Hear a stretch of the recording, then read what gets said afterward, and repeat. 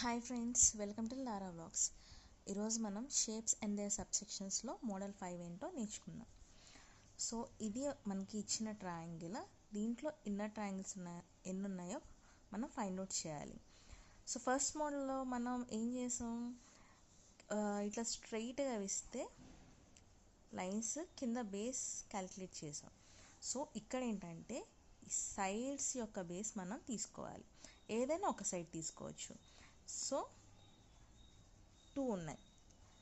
ఇప్పుడు ఈ 2 క్యూబ్ చేయాలి. సో 2 క్యూబ్ ఎంత? 8 is the answer.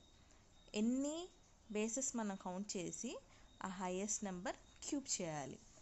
So in this figure చూద్దాం. ఇక్కడ చూడండి, 1 2 and 3. So 3 power cube is equal to 27. There are 27 triangles in this